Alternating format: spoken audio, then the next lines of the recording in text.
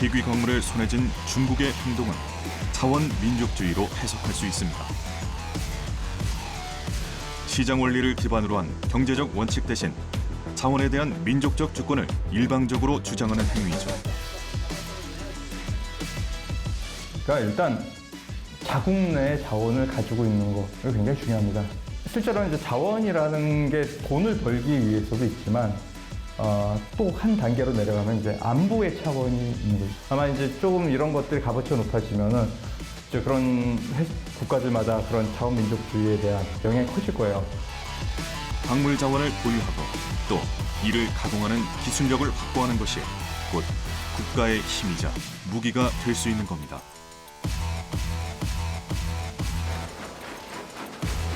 광물의 가치, 그 가능성은 과연 어느 정도이기에 세계 경제가 위기를 논하고 있는 걸까요?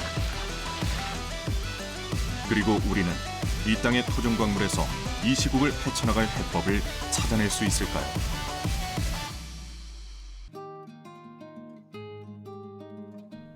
강원도 청선군. 해발 989m의 예미산 골짜기 사이로 한 광산이 모습을 드러냅니다. 1916년 일제강점기 때부터 자리 잡은 유서 깊은 철광석 광산. 현재까지 채광이 이루어지고 있는 광산의 진짜 모습은 땅 위에서가 아닌 땅속 아주 깊은 곳에서 확인할 수 있다고 합니다.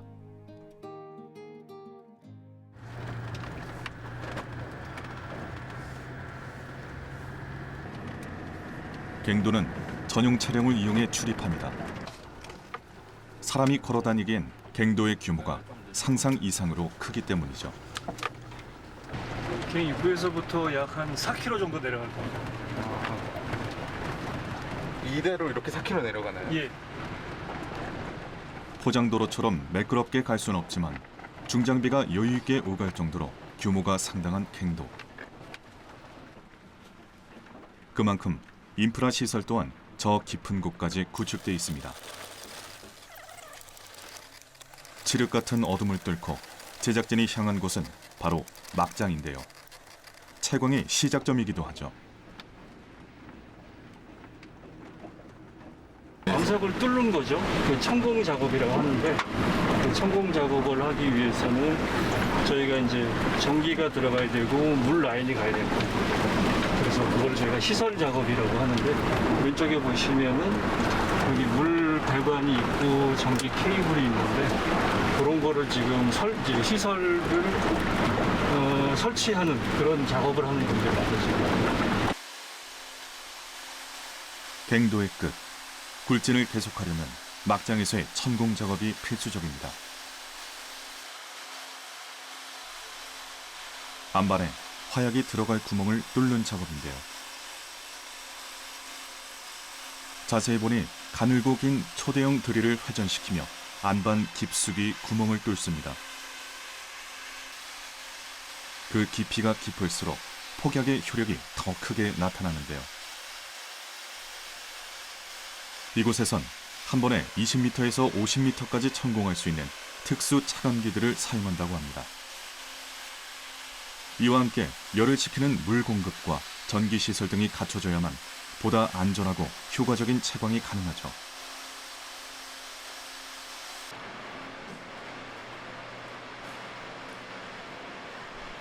천공 작업 후 곧바로 장약 단계로 이어집니다. 차감기가 만들어 놓은 안반 구멍에 화약을 밀어넣는 작업. 갱내용 발파 폭약의 경우 폭약 온도가 낮고 화염이 발생하지 않는 폭탄을 사용하는데요. 광업 현장에선 이러한 과정들이 익숙한 일일지도 모르지만 갱도의 어둠조차 낯선 이들에겐 안반의 폭약을 수없이 꽂고 또 밀어넣는 이 모습이 참 생소할 겁니다. 안전이 우선인 산업 현장.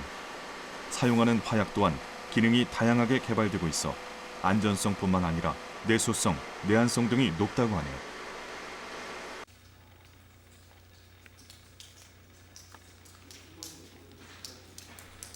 화약 설치가 끝나고 뇌관에 전기 신호를 주면 폭발이 시작되는데요. 그런데 이곳 발파 현장, 과연 지상과 얼마나 떨어진 위치에 있을까요? 저 위에가 530몇 미터죠. 지표가 530입니다. 그러면 530 빼기 55 하면은 475m 밑에서 지표에서 475m. 이런 발파를 많이 하나요? 지금 저희 현장요? 네. 8번에서 12개 정도 한 달에. 배소별로 아니 하루에 하루에 8막장. 8막장이죠. 8곳 그 배소 한 8개 많이 하면 10개. 지하 475m에서의 발파. 이제 뇌관과 연결된 버튼을 누를 차례입니다. 자, 10, 9, 8, 7, 6, 5, 4, 3, 2, 1. 발파.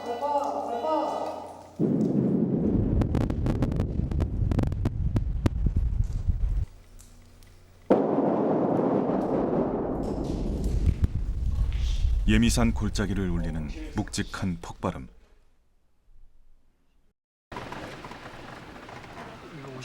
발파 후 현장으로 들어가 봤습니다. 앞이 안 보일 정도로 분진으로 가득한 갱도. 짙은 화약 냄새 사이로 조금 전과는 사뭇 다른 풍경이 드러납니다. 그죠? 들어가지 마시죠.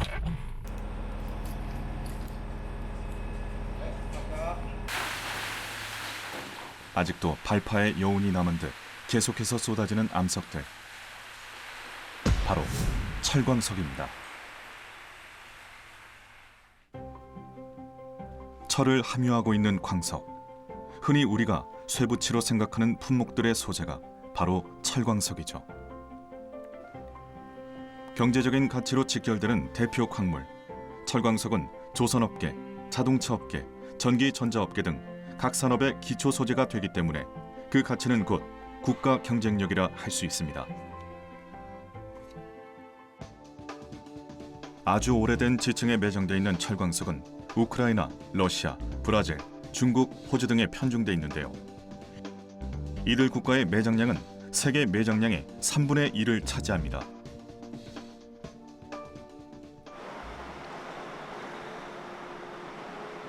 광산에서 캐낸 철광석은 함철량에 따라 품위를 구분하는데 함철량이 60% 이상의 것을 부광, 40% 이하인 것을 빈광이라 부릅니다.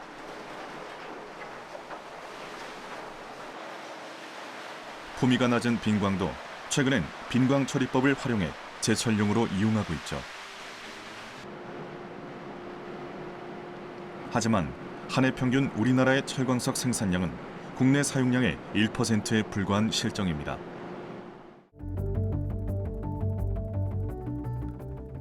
하늘에서 바라본 광산. 이 넓은 광산 부지에서도 단연 눈에 띄는 건 48m 주탑 높이를 자랑하는 수직 갱도입니다. 지하 깊은 곳에서부터 지상으로 철광석을 한 번에 끌어올리는 장비인데요. 수갱은 쉽게 말해 지하 500m를 자유롭게 오가는 수송용 엘리베이터라고 할 수 있습니다. 제2수갱을 약 5년여에 걸쳐서 510억 정도를 투자를 해서 갱내에 있는 광석 자체를 밖으로 다이렉트로 옮길 수 있는 그런 시설을 갖췄습니다. 그렇게 해서 광산을 약 30년 정도를 그 시설을 활용할 수 있는 그게 거의 국내 유일의 지금 수갱이고요. 90도로, 지표에서부터 90도로 갱내로 굴착을 해서 광석을 실어 나올 수 있는 그런 시설물들을 갱내 및 밖에, 갱 위에 만들어서 활용을 하고 있습니다.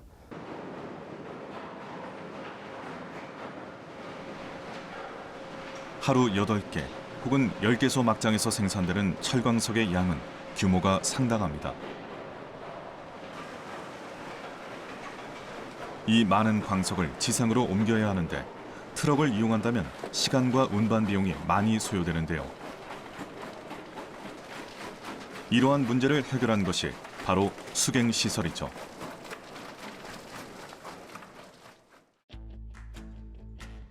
우리의 땅 아래엔 꽤 다양한 광물들이 매장돼 있습니다.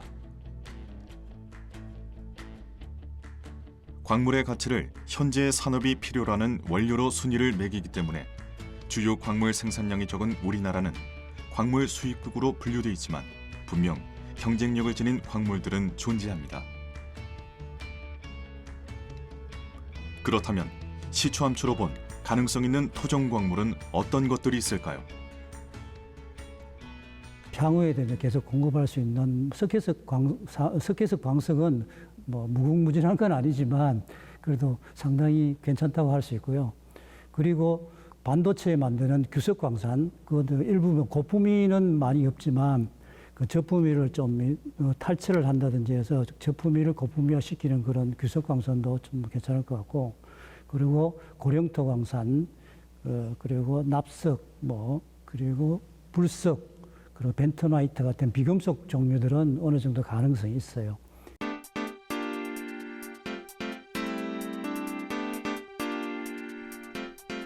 우리나라 비금속 광물의 가능성이 있다면 우리는 그 대표 광물을 꼽을 수 있을 겁니다. 바로 석회석이죠.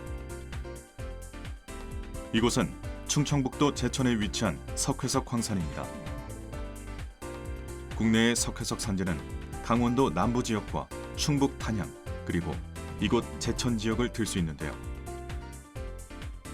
특히 시멘트 회사들이 밀집해 있는 곳은 곧 석회석 산업의 중심 지역이라고 할 수 있죠.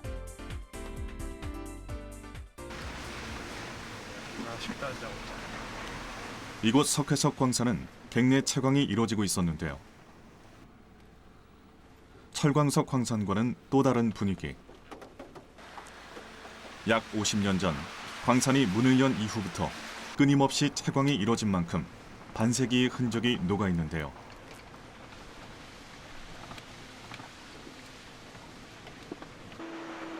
앞으로도 100년 이상 채굴이 가능하다고 하는 석회석. 우리의 토종 광물, 석회석에 대해 여러분은 얼마나 알고 있나요? 일반적으로 석회석은 우리 일상생활에서 널리 사용되고 있는데, 고품의 석회석의 활용 분야를 나열하면 철강, 제지, 유리, 내화물, 도자기, 고무와 플라스틱, 잉크와 도료, 비료나 동물의 사료, 토양 대량제, 대지열병과 구제역, 조류독감 등의 소독제, 식품의약품, 토지안정제, 우폐수 정화, 배연 탈황 등 우리 일상생활의 대부분 석회석이 활용된 제품을 사용하고 있다고 보시면 됩니다. 광물을 캐내기 위한 가장 중요한 단계는 발파 작업입니다.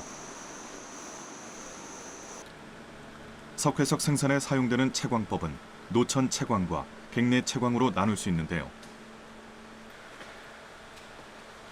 갱내 채광을 하는 이곳의 경우 석회석의 품위에 따라 갱도별 선별 채광이 가능하기 때문에 고품위의 석회석 생산이 가능하죠.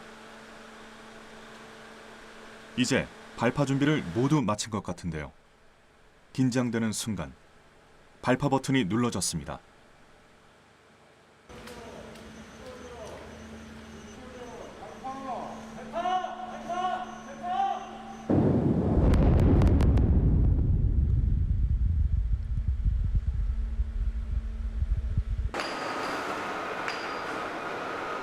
순식간에 부서져 내린 석회석들. 현장에선 곧바로 품질 확인에 들어가는데요. 전문가의 손길은 두들기기만 해도 석회석의 품질을 알 수 있습니다. 순도가 높은 석회석을 생산하는 일은 갱도별 선별 채광으로 이루어질 수밖에 없기 때문에 소량 생산으로 이어지는데요. 생산량이 적어도 고품위의 석회석을 포기할 수는 없습니다. 해외에서 수입하는 질 좋은 석회석에 대해 경쟁력을 갖추기 위해 선택해야 하는 일이죠. 우리나라처럼 이 작은 영토에서 국내 산업계에서 널리 활용이 가능한 광물은 석회석밖에 없습니다. 그동안의 노력으로 채광과 안전기술의 개발, 선진화된 장비의 도입, 석회석 가공기술 연구를 통한 고부가가치 제품의 개발 등을 이뤄낼 수 있었다고 생각합니다. 부족한 지하 자원을 극복하고 다른 나라와 경쟁하기 위해서는 석회석 광산에 대한 인식의 전환, 각종 규제의 완화, 그리고 부단한 연구 개발이 필요하다고 생각됩니다. 광산과 연결된 석회석 가공 공장. 대규모 시설 설비 속에선 석회석의 부가가치를 높이는 가공이 이루어집니다. 열 처리를 하거나 정제 과정을 통해 광산의 석회석들을 상품화하는 공정이죠. 석회석의 순도를 높이는 작업엔 대용량의 특수 소성기를 활용하는데 소성 시간, 온도 등의 처리 과정이 자동화로 이루어집니다.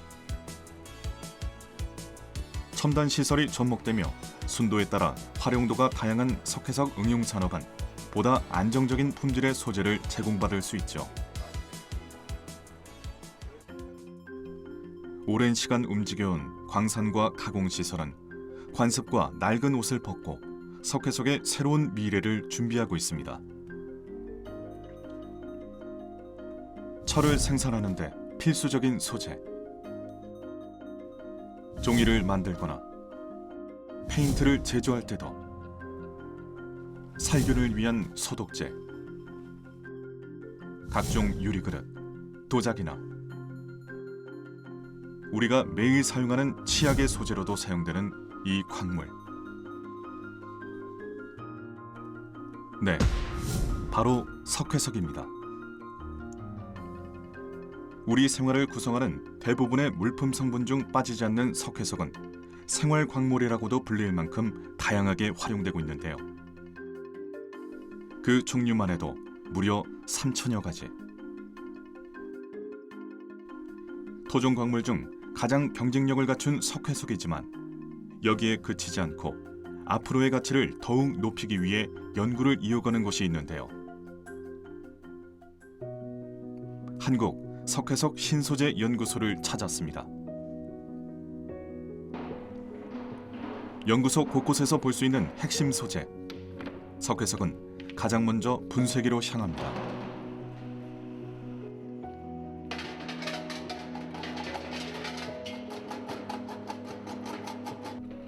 실험에 필요한 조건에 따라 다양한 크기로 분쇄하는데요.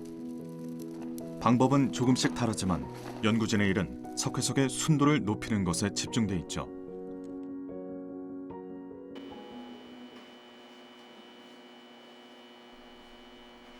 석회석의 고순도화. 이 작업이 필요한 이유에 대해 이해한다면 흔한 광물, 석회석의 새로운 경쟁력을 다시금 느낄 수 있을 텐데요. 석회석을 소속로에 넣고 열 처리를 하는 단계. 약 1000도씨의 고온에서 석회석을 굽는 겁니다. 이 열분의 과정을 통해 암석 내부에서 이산화탄소가 빠져나갑니다. 탄산칼슘으로 구성되어 있는 석회석에서 이산화탄소가 제거되며 산화칼슘만 남게 되는데 이를 생석회라고 부릅니다. 이 생석회는 굉장히 물하고 섞었을 때 반응성이 굉장히 좋고요. 온도도 최대 100도씨 이상까지도 올라갈 수가 있습니다. 구제역이라든지 아프리카 돼지열병이라든지 조류독감이 발병이 됐을 때 소독용으로 많이 쓰이는 이유가 물하고 반응했을 때 온도에 의해서 균이 좀 바이러스들이 살균되고요. 특히 생석회가 제일 많이 쓰는 데는 철강, 제철 제강용으로 많이 씁니다. 철광석 내에도 여러 가지 불순물이 있겠죠. 그거를 제거하기 위해서 용광로 속에 생석회를 같이 넣어서 철광석 내에 있는 불순물을 제거를 하고 순수하게 철을 제조하는 공정으로 이용을 하게 됩니다. 광물의 순도는 매우 중요한 요소입니다. 불순물이 많이 끼어 있을수록 광물의 등급은 떨어지죠. 그 이유는 불순물 때문에 반응 효율이 떨어지고 이는 상품의 가치와 연결되기 때문입니다.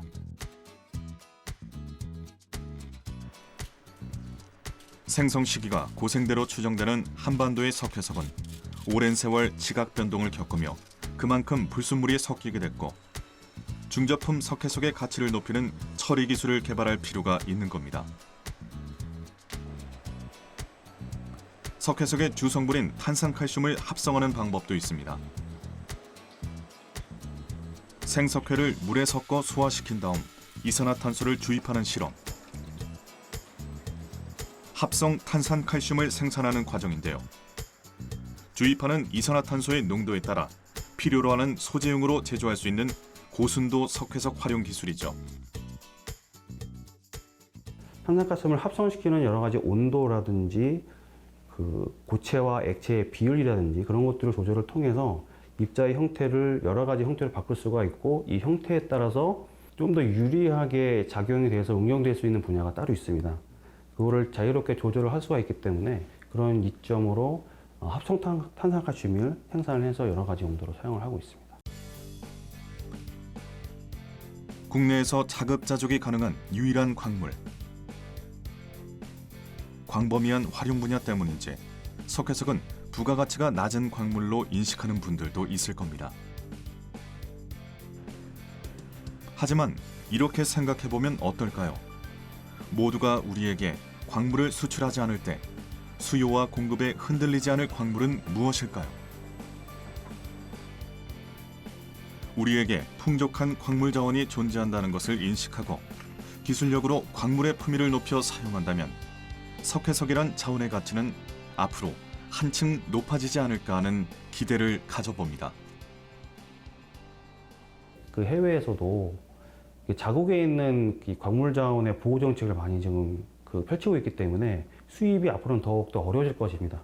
그렇게 되면 우리나라 내부에서 자급자족을 할 수 있는 기술을 확보를 해야 되는데, 그 차원에서 보았을 때는 중저품위 석회석을 정제를 해서 사용하는 기술을 빨리 시급하게 저희 나라에서 상용화시킬 수 있도록 기술을 확보하는 게 미래를 위해서는 꼭 필요한 기술이라고 지금 보고 있습니다. 그렇다면 최근 탐사팀이 주목하고 있는 광물은 과연 무엇일까요? 시추시 뽑아낸 암추들. 이 광석들 속에 배터리의 원료가 속해 있다고 하는데요. 바로 바나듐입니다. 실제로 바나듐을 함유하고 있는 티탄 철광석 같은 경우에는 일반적인 암석보다 높은 밀도를 가지고 있기 때문에 이러한 것들을 이용해서 측정했을 때 밀도 차가 발생하는 것으로부터 광석이 어느 정도 들어있겠다를 알 수 있습니다. 원자 번호 23번. 단단하나 유연한 성질을 지닌 바나듐은 지각의 약 0.02%의 비율로 존재하는 희귀 광물입니다. 바나듐이란 이름이 낯선 분들도 있을 텐데요. 이 광물은 철의 강도를 높이는 합금 소재로 주로 활용되고 있죠.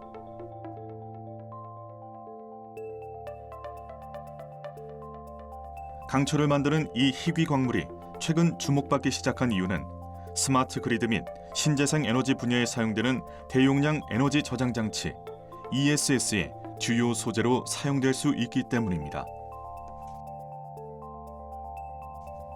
리튬이온 전지의 문제점을 보완하는 바나듐 레독스 흐름 전지. 4차 산업혁명 시대의 핵심 산업 광물이 우리 땅에서 경쟁력을 가질 수 있다는 겁니다.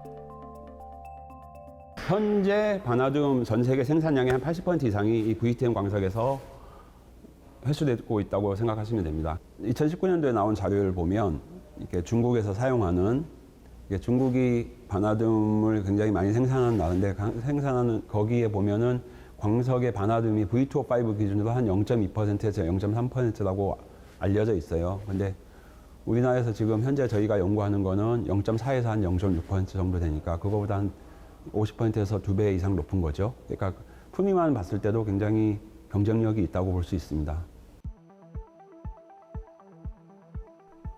바나듐은 철광석의 종류인 티탄 철석과 자철광에 소량 함유돼 있습니다. 때문에 바나듐을 분리하기 위한 몇 가지 공정이 요구되는데요. 제일 먼저 하는 과정은 분쇄 작업입니다.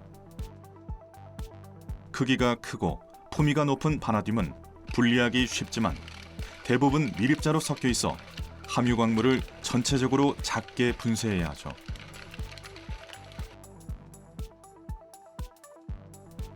다음은 자력 선별 단계. 자력을 이용해 자철석과 바나듐을 분리하는 선광 과정인데요. 선광 단계가 전체 과정 중 초반 단계에 해당한다고 하니 광석 덩어리 속에서 바나듐을 추출하는 일은 생각보다 쉽지 않은 것 같습니다. 자력 선별을 마친 바나듐. 처음 분쇄했던 광석량에 비해 양이 많이 줄어든 것 같죠?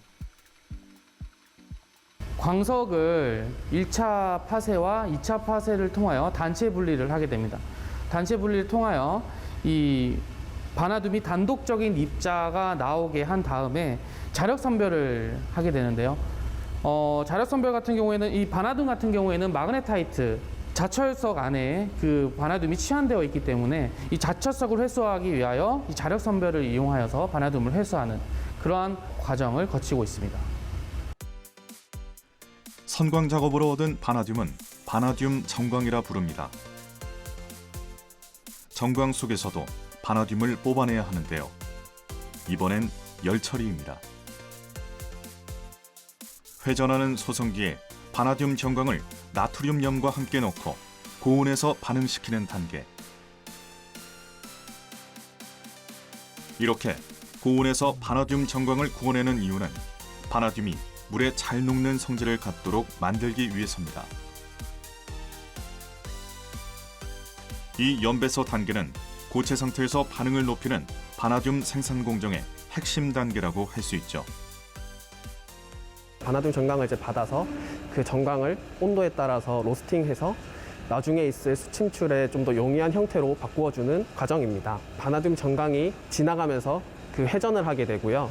그 회전하면서 온도가 이제 낮았다가 그다음에 중간쯤에서 900도씨에서 되는데 그때 이제 반응이 일어나게 되고 현재와 미래의 산업 현장에서 사용 가능한 바나듐을 얻기 위한 과정. 열을 가하고 물에 녹여 침전시키고 화학적 처리를 하는 수많은 단계에서 희귀광물을 직접 생산하는 일이 만만치 않은 일임을 확인할 수 있는데요. 선광 기술, 재련 기술 등 기술력이 동반되지 않는다면 매장량을 확보하더라도 희귀광물을 채취하는 건 결코 쉽지 않은 일일 겁니다.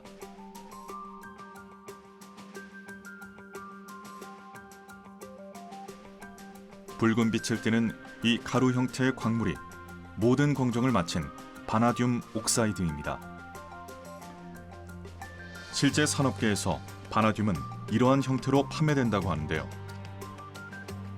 이것이 철강 산업과 자동차 산업에서 빼놓을 수 없는 합금 소재이자 ESS라는 대용량 에너지 저장 장치의 주요 재료인 것이죠. 바나듐이 세계 자원 경쟁에서 패권을 주도할 수 있는 광물 자원으로 주목받고 있는 이유이기도 합니다. 최근에 국내에 바나듐을 함유하고 있는 VTM 광이 있다는 걸 확인하면서 지금 연구를 하고 있잖아요. 그래서 다시 10위 안에 주요 바나듐 생산국으로서 대한민국이 자리를 차지할 수 있도록 지질자원연구원에서는 열심히 연구하고 있다는 말씀을 드립니다. 국내에 지금 저희 광산에 있는 거는 거긴 한 6만 톤, 7만 톤 정도 있을 거라고 생각을 하고 있고, 그 다음에 이제 지금 정도 이제 국내에 이만큼 정도 있는 거는 좀 확인된 양이다라고 볼 수 있고, 나머지를 저희가 이제 더 많이 확보를 하려고 지금 찾고 있는 거죠. 예. 광물의 가치는 시대에 따라 변하고 있습니다. 기간 산업을 움직이는 광물들이 그동안 역사 속에서 조명을 받아왔다면 새로운 시대, 새로운 산업을 위한 광물 또한 등장하게 되겠죠. 이를 위해선 우리가 가진 자원이 무엇이고 그 광물 자원의 가치를 높이기 위한 방법은 또 무엇일지 우리는 고민해야 합니다. 자원이 곧 국가의 힘이 되는 시대. 토종 광물의 가능성에 모두가 관심을 갖는다면 이 땅에 매장된 자원이 또 다른 경쟁력을 지닐 수 있기 때문입니다.